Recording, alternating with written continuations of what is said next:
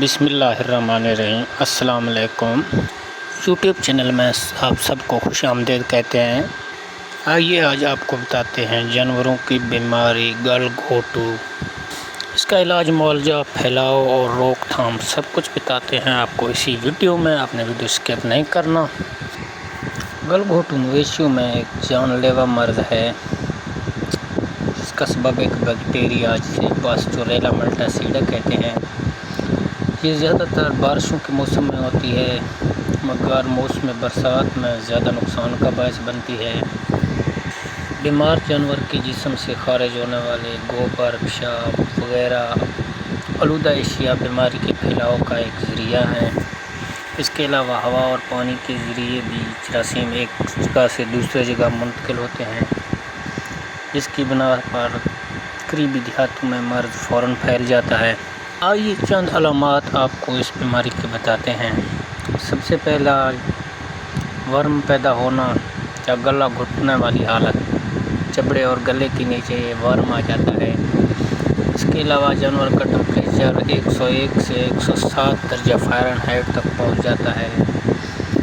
سانس کے ساتھ خراٹے دار آواز نکلتی ہے جو دور تک سنائی جا سکتی ہے۔ آنکھ کی جھلی سرخ ہو جاتی ہے جو بعد میں گہرے نیلے رنگ کی ہو جاتی ہے اور ان سے پانی نکلتا ہے۔ منہ کھل جاتا ہے اور منہ سے رالاں نکلنا شروع ہو جاتی ہیں۔ یہ پھیپھڑوں پر حملہ کرتی ہے اور اس کے علاوہ انتڑیوں پر حملہ کرتی ہے۔ پھیپھڑوں پر نمونیا کی علامات پیدا ہو جاتی ہیں۔ ناک سے جھاگدار مادہ نکلنا اور تنفس میں رکاوٹ اور بے چینی محسوس ہوتی ہے۔ منہ کھول کر سانس لینا۔ اس کے علاوہ انتڑیوں پر حملہ کرتا ہے۔ گوبر کے ساتھ خون کی میزش ہو جاتی ہے۔ پیچش یا دست کی حالت ہوتی ہے۔